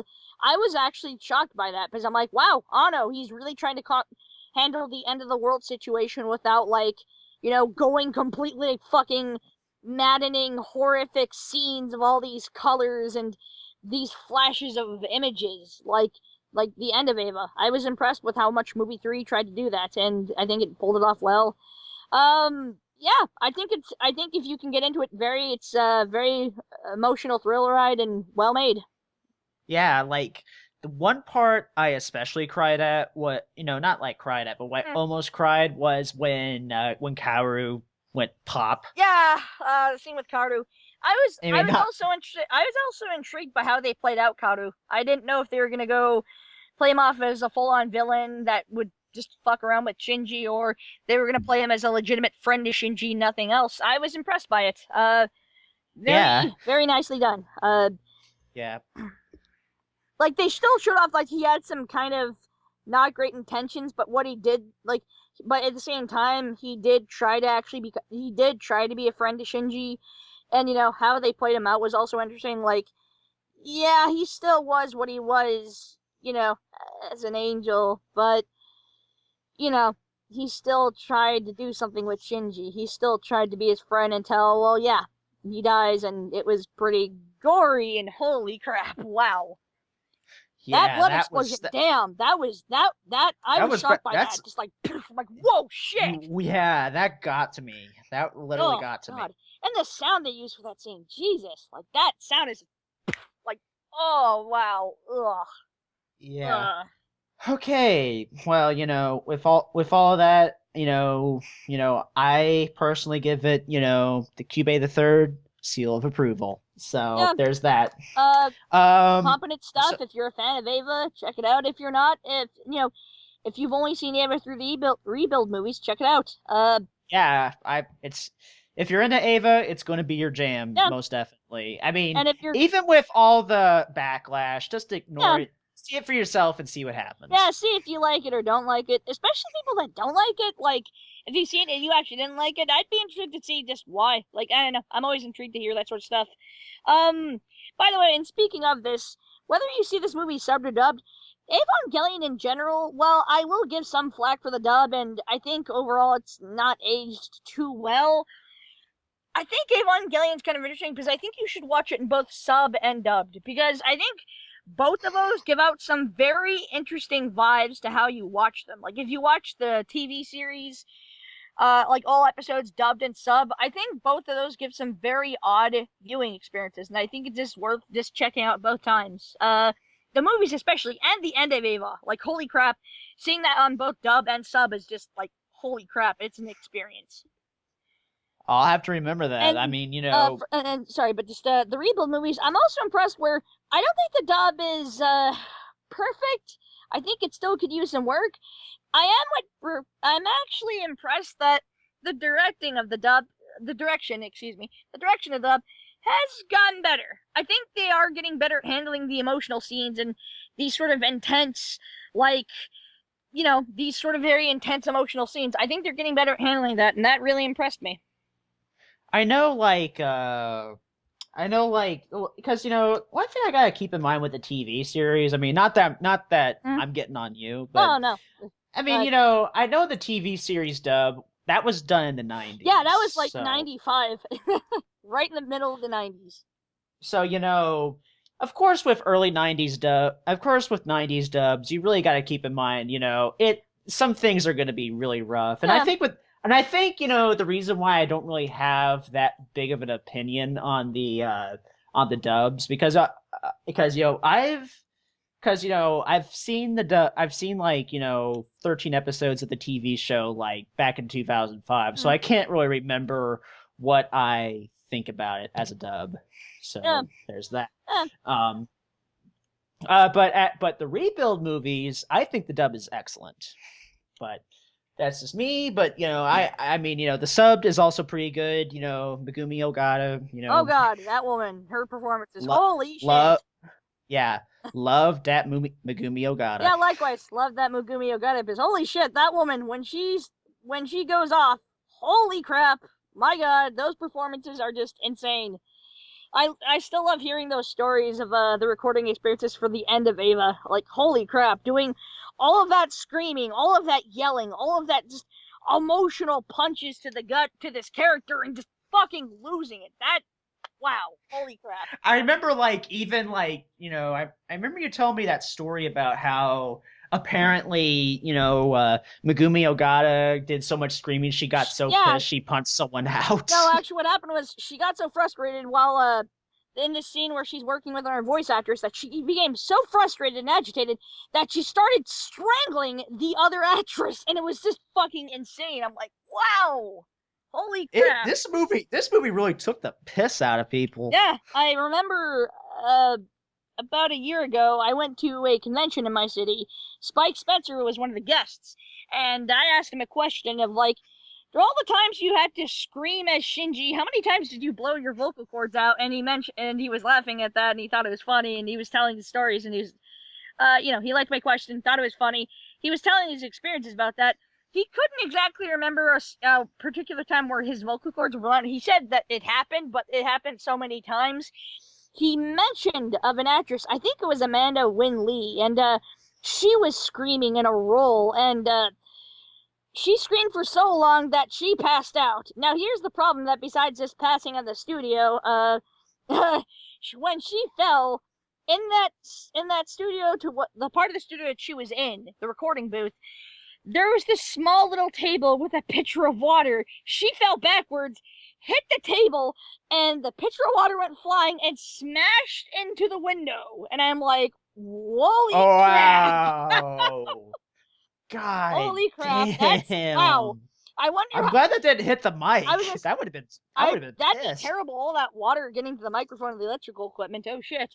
That would have been not. I just wonder what the window looked like after smashing into it, because I'm pretty sure those windows are pretty durable. Like, damn, that's impressive.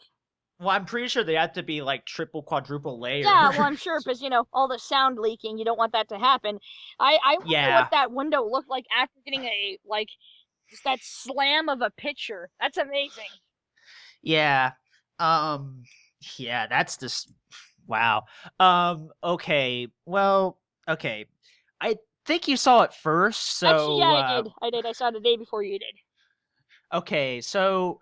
What was your overall theater experience? I was a little impressed. When I got there, it was somewhat empty. There was, I think, one row filled out of people, but I was like, this probably might be it for the viewing experience. But I think I got there about 15 minutes before it started, so I was in the theater for quite a while, just sort of waiting for it to begin. There was no previews. It was just a couple logos, the movies that were a couple logos of the companies that were sponsoring the movie's showings, Funimation, some other little small distributions, and that was it. And then the movie immediately started, so that was great. But I think by the time the movie started, it filled out by quite a bit. It was almost a sold out house, and the theater that I saw it in was a huge, new, more modern theater. Really luxurious seats, lots of rows, and that theater still somehow got filled out. It was amazing.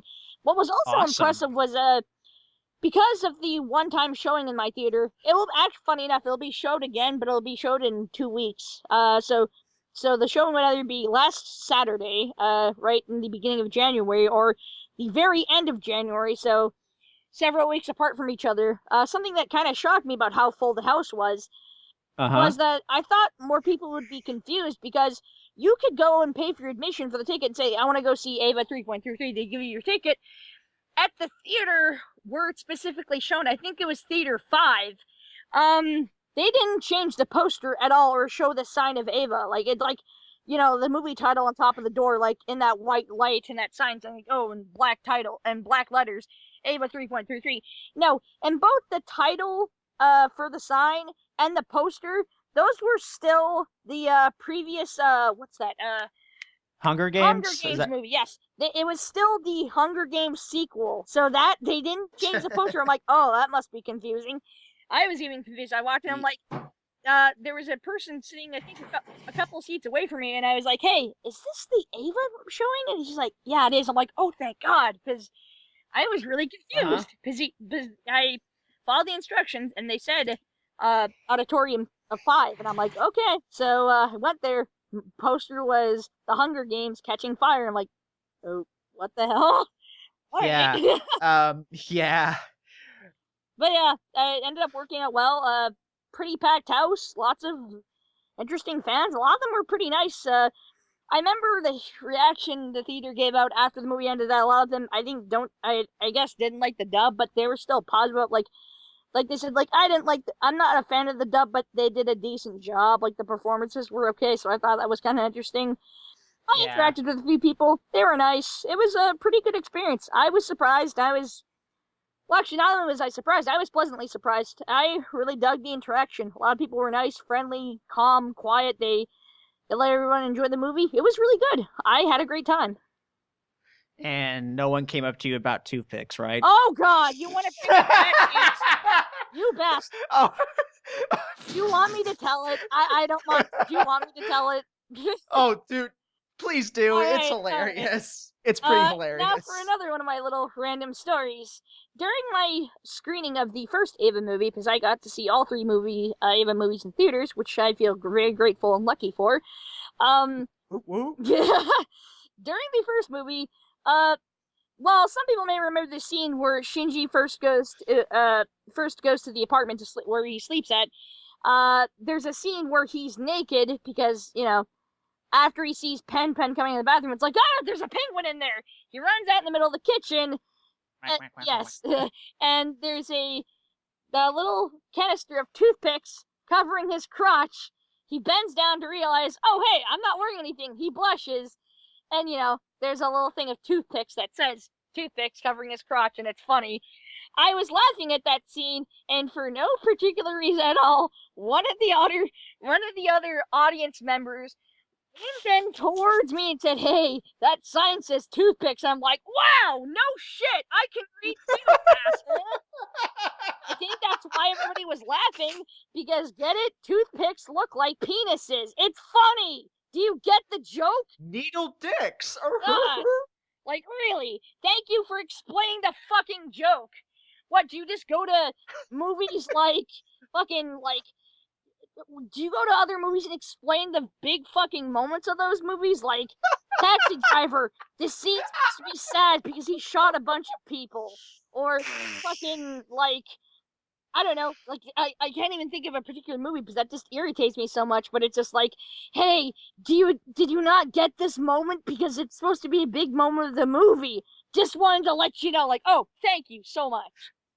Like, I wasn't here watching the movie. Oh, wait, I was. God. It was just so dumb, like, I don't know, as mad as I was about that, I was just like, did that fucking happen? What the hell? I'm sorry. Is this reality? What the hell? Is this real life? Is this Half-Life? What is going on here? Some dude just leaned up against me. He's like, "Hey, hey, that sign says toothpicks." I'm like, "Thank you." Fuck.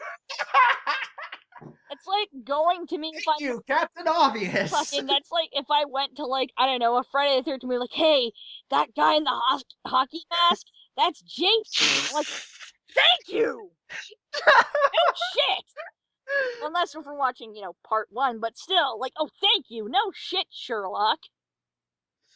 Thank you for telling me the obvious. Anyway. Yeah. Okay. Like, I don't know, I guess a more recent example, like The Wolf of Wall Street. Hey, this guy who's running all this stuff in Wall Street, he's really scummy. No shit, that's the point of the movie. The point of the movie is that it's this biography of this guy who is a scummy piece of shit. He ran his own thing out of Wall Street while still not being in Wall Street, and he got fucked over for it because, he was a piece of shit. Yes, thank you for telling me that. Okay, alright. Okay, yeah. Okay, yeah. I apologize for that tangent. But I just wanted to bring that up because like, that once was you said it, I'm like, oh god, I do remember that crap. Yeah, I blocked that out of your memory. Don't worry, you can get me back sometime. You can post all the Phanto pictures you want. Don't even worry about it. Okay, alright. As for my theater experience, despite, actually getting some swag this time, nice. I'll talk about it for a little bit. I actually, with my Ava movie ticket order, I got a postcard, and I saw someone with a poster. I was like, dude, how'd you get that? And then I went to the thing and they gave me a poster. Nice. And at the end of the movie, they gave me a bumper sticker, which I now have on my computer. Oh, nice. That's awesome. Okay. I will say, I don't really want to go near that theater ever again. As much as it was I didn't have to travel 3 hours to Cleveland. Although I will say, the theater looked absolutely junky and outdated. Oh man, Ugh. that sucks. Yeah, and the people in the audience, I didn't really have as much as a friendly audience compared to when I went to the Madoka movies and all that stuff, because I was really kind of spoiled by the audience I was with when I saw the Madoka movies, and I felt really welcome. And then there was this girl, we were kind of talking about, Jacob and I, we were talking about the movie, and one person interrupts our conversation, go no spoilers. I'm like, don't listen then, Jesus. It's called hey, put on your fucking iPod and do other shit. I mean, it's okay. But I doubt you guys were going to talk about spoilers, but even then, okay, don't listen. Jeez. Yeah, apparently the card reveals... Let me fucking eavesdrop on you people. Okay, don't mind me. Just gonna listen to you as you talk, put my ear against your speech. Okay, whatever. Yeah, then people were gonna get all... Yeah, and of course I kind of got back at her, kind of going spoilers, congratulations. Spoilers! Shinji Ikari is a character that exists in the world. Spoilers. Spoilers! Okay. They fight monsters. Spoilers! This is Neon Genesis Avon fucking Gellion. Spoilers! I mean, it's like going to, like, I don't know. That's like going to stars. Like, hey, spoilers, this isn't space. Like, oh, okay, thanks. I didn't know that. Fuck. I thought this was gonna be about, like, a chef cooking a meal, and it's called Star Wars for some reason, or some... Okay, anyway. So, yeah, the theater experience wasn't really as nice, although they were quiet when they knew to, but, okay. The way that the movie kind of is presented, there was none of, like, you know, the no talking, silence your cell phones, those previews or anything like that. Yeah. There was none of that. It just jumped right into the movie. Yeah, same here. Mine just there was like that Toei logo. Yeah, mine did that, like the Toei logo, Funimation, and some other distribution. Then like wham, movie starts. I'm like, holy fuck, okay. And also in this. And also, we thought there was something wrong with the sound. Some people actually thought the same, and then, like, when the logos popped up, there was no sound. Oh, yeah. My movie did the exact same thing. I'm actually not surprised, but for some reason, I feel like a lot of the Japanese movies I've seen, anime or, like, live action, they seem to do that. I don't know. I maybe I just haven't seen enough of those, but, like, whenever a movie logo comes up, it's completely silent. I'm like, is this movie on mute or something? I'm like, oh, it sounds on. Okay, cool. Okay. But, you know, the way it was presented, it had, like, this weird letterbox. Like, it didn't fill the screen at all. That's weird. Oh, geez. Yeah. And when the scenes were, like, really light, there was kind of, like, this smokish thing going on. I was like, oh, crap, is the projector going to blow up? Or is it on fire or something? Holy crap, yikes. Yeah, I'm like, wow, can the projector not take what's happening in the movie? I mean, Jesus. Can't take too much emotions. Self-destruct. Can't take the angels. Can't take people talking. Can't take Kaoru. Kaoru, you're too dreamy. I can't take you anymore. Kaoru senpai. Oh no. I hope Kaoru senpai notices me. Oh god, I made that fucking reference. Ugh. That Senshi icon's gonna be in there. There's gonna be like a lot of yaoi face. Anyway, but yeah, back to the movie experience. Yeah, overall, Georgetown 12. I wouldn't recommend that theater because I thought that theater was just a little bit dated. I mean, here's the thing: I like, you know, the 80s aesthetic, but, you know, sometimes you do have to update some things to make it a bit more charming. I feel like I'm a little too overly privileged with movie theaters because I'm so used to the newest, like, design of theaters where, like, the seats are very awesome and luxurious. You can lean back, and they actually cover more than just, like, half an inch of your body. Like, you can rest your head on the seat. That's amazing. Even if you're a tall person, you can still rest your head. I remember the theater that had that new style of a movie theater instead of the older kind of crappy seats, you know, bad popcorn, all that stuff, opened back in 2006. And I've only been to that theater now than any of the older theaters in my city. I'm so used to that theater experience only that it's like when I have to go back to seeing a movie in an older style movie theater, I'm like, man, I'm too used to all this new stuff. Yeah, I know that feeling. Like, oh man, I'm so used to these great seats and like the food actually being decent and like the picture quality is really good and the sound quality is amazing and loud. Holy crap! Yeah, the sound was good, but you know, here's the thing: the theater. I mean, the auditorium by itself, it was small, but the screen was pretty decently big. That's good. Yeah, but you know, the seats were actually pretty comfortable. But you know, overall, as a theater, I would not recommend the Georgetown 14. I'm sorry. It's understandable. Also, shots fired. I mean, sorry, I had to say it. Shots fired. Yeah. I mean, I wanted to like that theater despite, you know, what went on, despite, you know, the area it's in and all that stuff. It was kind of in a shady area from, like, all the Yelp reviews I saw. And I kind of really wish, you know, because, you know, the only reason why I chose that theater instead of something like, say, the Gateway, which, speaking of the Gateway, as a little side note, actually, this Thursday before OhioCon, I'm going to be seeing the Anohana movie. Oh, nice! That's screwing for you that early. Nice. I don't think Yeah, that's there's 2 showings. Shit, that's awesome. I don't think Anohana's going to be premiering in my neck of the woods until, I think, February. It's going to be another couple of weeks. But nicely enough, though, the movie theater that I saw Ava 3.33 in, they're going to be doing some other anime movie showings. I think they're going to be showing Akira and Ghost in the Shell, and I think I might check out Akira and watch that in theaters. And I think I might even watch Ghost in the Shell in theaters, but I know. I feel like there's better movies from that director than just, like... Yeah, Ghost in the Shell is really kind of take it or leave it for me. There are better movies from that guy. Like, seriously. Like there's Pat Labor 2. That's a goddamn masterpiece. That's a great movie. There are better movies than that dude.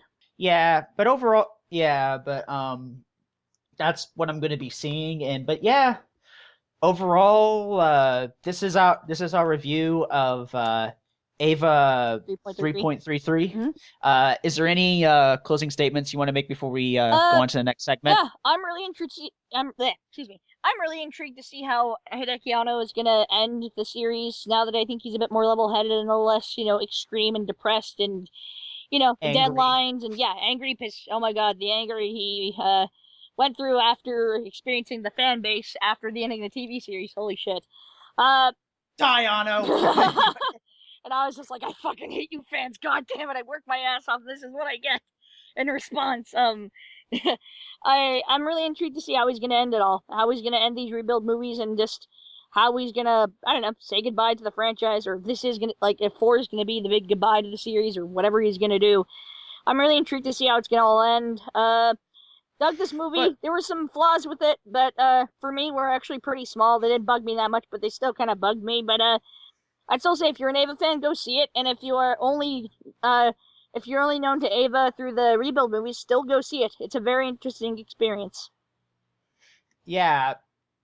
I kind of want to, there was something I kind of forgot to ask within the course of this review. Then we'll go on to the next segment. What is up with this symbolism? What is the symbolism behind, like, the parenthesis with the not being in parentheses? This is just my interpretation. I don't know if there's much of a fact behind it. I haven't researched. I'm not really... Yeah. Whenever it comes to fandom stuff, or just anything in general, I'm always kind of off the mark with it, because I'm not really much of a fandom person, but I don't know, if I'm ever bored and if I like a certain show so much, I'll look into it. But my interpretation is that I think those titles sort of represent Shinji and just how he feels as, someone who's chemically depressed. Like, the first one sounds positive, like, hey, I think life could be good. And the second one's like, shit, things are gonna get a little harder. The third one's gonna be like, okay, I think things are getting really crappy for me. I'm really depressed. I don't know what to do with my life. I don't know what to do in this situation. I don't know who can I trust. I don't know what can I do. Like, I think the titles in these movies sort of represent that. Like, Shinji's just sort of emotional viewpoint. But I think I can take that. But once again, this is just my interpretation. If there's an actual fact of this, like, of what the titles mean, then, if anyone in the comment section, if you do know, go ahead and correct me. I don't mind at all. Yeah, go ahead. Email us, comment, and exactly. we'll talk about it in the next episode. And one final thing, in the case of this is a little odd, but it's something I've been thinking about while speaking. If to the people that can see this in theaters, I'm not saying there's much of a difference if you get this on DVD or Blu-ray, but if you can, I say watch it in theaters, because, getting these sort of experiences, especially with anime, is rare for, like, America or, Europe or anywhere else in the world that's not Japan.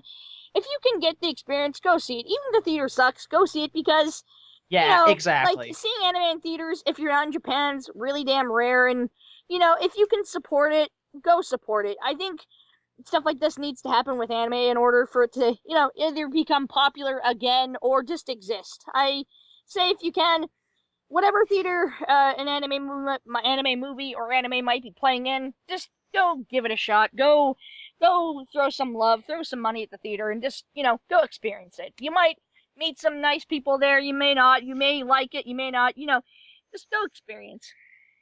Yeah. So yeah, guys, that's going to do it for this segment. Keep it right here on Podcast 0. And we're back for the third impact, and surprisingly, we all still lived. Okay. I was rejected So- by death. Yes.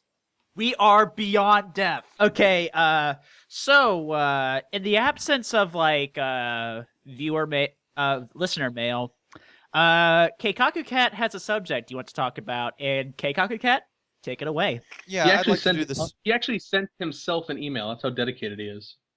Shut up, dude. Shut up and eat your cheese sandwich. Anyway, I wanted to do a segment on fandoms and just the defensive fanboy mindset that you need to jump up and defend people who have opinions that you see as wrong or that don't like the shows anime you like, and just how I get where you're coming from, but it's a mindset we need to move past. Mm-hmm. Just I've been there before. Heck, about it even like so much as a year ago, I was probably one of those people if I were as active on those sites and such that I would be just as annoying.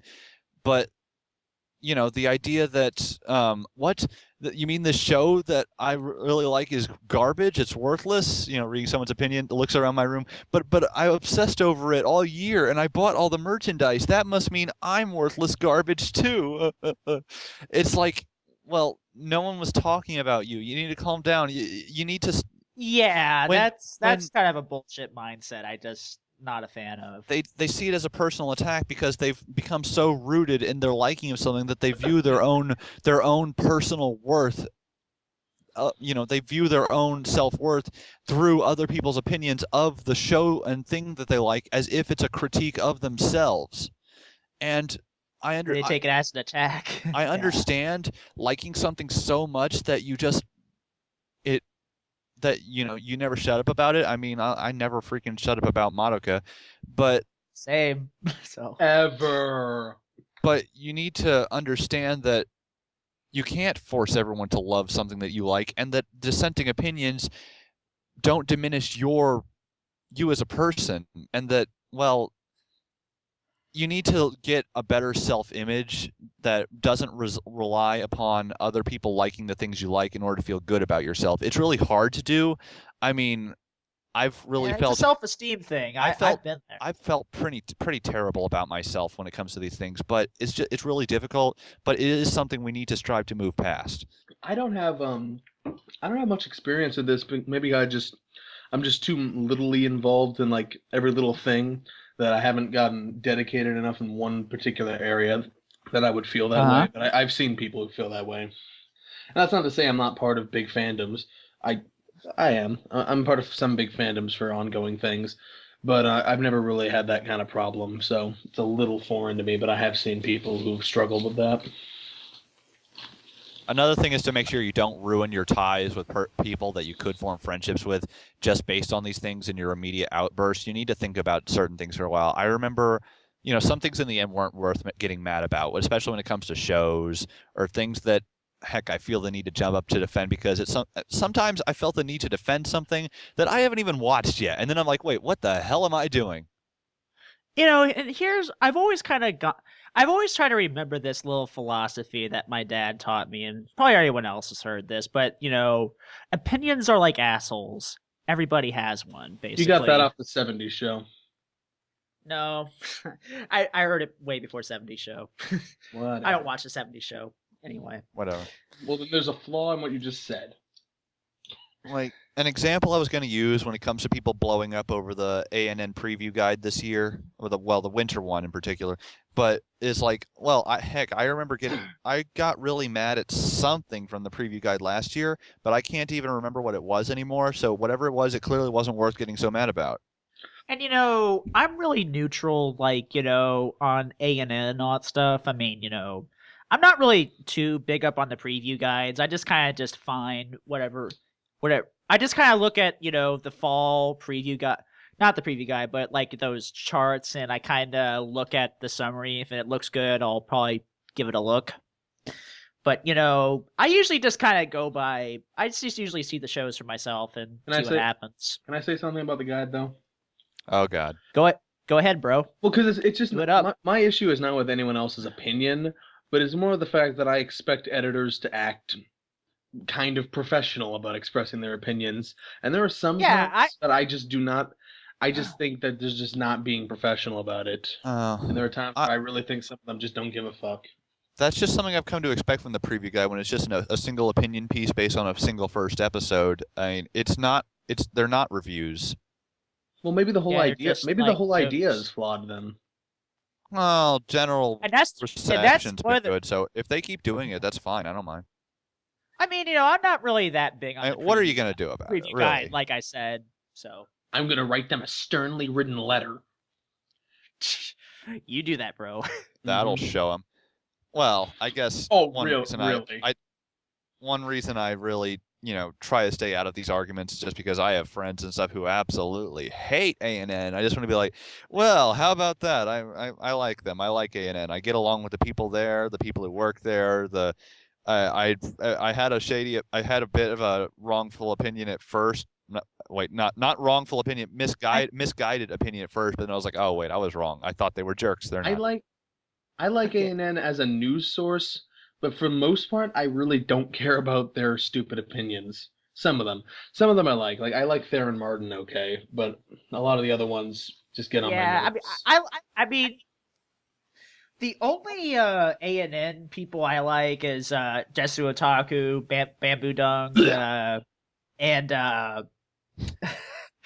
Having trouble eating there? No, I'm just allergic to Jesse Otaku.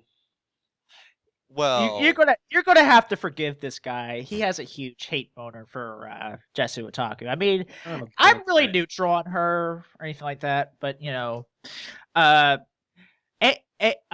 it comes to Zach Birchke, I'm take it or leave it with that guy. To be honest, I get along with him. Yeah, take it or leave it. I'm not saying I never disagree with them. I disagree with them plenty. I just learned to go about it the right way and be polite about it. Well, no, that's not what I'm saying. Like, if I hated every single person I ever disagreed with, then I'd be a very lonely person. It's just, I expect a certain degree of professionalism from an editor who's paid to state their opinions, and sometimes I just feel like they can be disrespectful or they can be very unprofessional about what they do. And they have gotten shit from it from from the Japanese companies. Oh, Yeah. I didn't know that. Yeah, like that was Oh, right, now I remember. Was that mentioned Yeah, on one of the Antcasts? Yeah, Antcast Live. It was the 2013 one. Oh, right, now I remember. Expo. Oh, well. Yeah. Yeah, that's I mean, appreciated. I'm not. I mean, here's the thing. I mean, I'm not really exactly pro A&N. I'm really neutral on it. I mean, I used to have a huge hate boner for Zach Birchke because before his Madoka review, I just thought he just wrote things off a little bit too quickly on some things, and when he reviewed Madoka, I went, uh-oh. That was the first thought I went out of my head was, uh-oh. And then when I read his actual review, he actually changed my mind. Well, because I thought he was going to write it off as Moe garbage or some shit like that. Well, I mean, that's Hope Chapman's job. Oh, God. You do realize I like these guys, right? No, it's okay. Okay, it's okay to have it's okay to have disagreements. It's okay. I was just saying, he jokes around on Twitter. Okay. He jokes around on Twitter, but I like his reviews. I like it. I like the Ancast. Of course, I disagree with him on stuff, but I mean, it's nothing. To me, it's nothing worth getting mad about. If they were just other people I knew, if they were just like you guys, people I knew on the internet, and they had opinions, I'd be like, okay, that's cool. It's just that it's because they're editors, and I just expect more from them. Yeah, really, like I said before, I'm take it or leave it with the A&N crew, to be honest. So I go to A&N a little too often to ever say I'm not pro A&N. Well, I do too. I don't. Well, I'll I'll be fair. I stay off. I do stay off the forums, though. I'm not going. Oh, fuck the forums! I'm not going there. I've seen more Vitrolic forums than A&N forums. Don't care. I mean, I would rather go to than the A&N. That's not their fault. That's weirdo. Then again, you're talking to me, and I spent years on the World of Warcraft forums, which is like the worst place ever. So. Oh God, I don't even want to imagine. Yeah. Anyway, what was I saying? Like, I go there for news, and occasionally I go there for some of their side article type deals, like maybe their shelf life thing or Yeah, the shelf life's pretty yeah good. the Q&A guy. I can't remember his name. Answer But- man. Justin. Right now. Justice. It's Yeah, Justice man. is also on the Yeah, Egcast. so I go him. for news and I go for some of those panels. And to be honest, as a news source, they're pretty on the ball. But it's just I just whenever they have a chance to actually state their opinions, that's when things get iffy for me. Yeah, Oh, no. I can understand. Opinions. Well, no, it's I've explained this. I'm not going to explain it again. I know. You see, I use humor in order to dispel hostility. Can you tell? Oh, that's what you were doing. Oh, well, you serve a gift. I mean, like I said, it's okay to have dissenting opinions, just as long as you're not like, a complete and utter prick about it. I mean, I can understand why people aren't really too big a fan of Zach Bertschke or any of the ANN crew. I only like some of the people from ANN, and that's about it. I'm really take it or leave it with some of those people, like I said. But anyway, I'm being kind of a broken record on ANN, so to really be honest, I'm just really neutral on them. So that's really all I have to say on that topic. Anything else that you want to bring to the table, Keikakukat? I had like the world's worst coughing fit off mic there. Wow. Got choked. Good call. Exactly. I got my finger on that mute button always. Yeah. Do you have anything else to add, Keikakukat? Think about fandoms or It's perfectly people. fine to like what you like, and if you're making yourself happy and you're not hurting anyone in the process, more power to you. Have fun. Yeah. The only thing I'm not okay with, and I'm really glad Zach addressed this when when Zach and Time Enforcer Anubis were on the podcast. Yeah, a little shout out to him, by the way. Not this podcast, by the way. Yeah. No, we're not so important. Yeah. When he was on there, I really liked how Zach actually said that's actually irresponsible to say that Moe is pedophilic and all that stuff. This is a topic for another day, but the pedophilia jokes really get to me. I have an idea. I have to deal with that stuff at work. It's funny that you mentioned that. I have an idea for a future episode about that I might talk. We'll probably dive into that when we're not in Congress. Yeah, another episode. I have some ideas. Yeah. But yeah, so is that pretty much it, guys? Yeah, I guess we're out of the show now, huh? Gotta go find other work. Okay. Well, that's it, guys. I hope you enjoyed the show. And even though some people bitch about Aniplex on Twitter.com every time we say it, this is Podcast Zero. Podcast Zero is a 3-way production between Zeke Freak, Keikakukat, and Cube the Third. You can read Zeke Freak's story 1,000,000 on Fiction Press. The link is in the description. And lastly, if you have questions, comments, suggestions, or something you'd like to see read out on the show, you can send them to podcastzero@gmail.com. That's PodcastZero@gmail.com. And thank you for listening to our podcast, a Messy Room Studios production.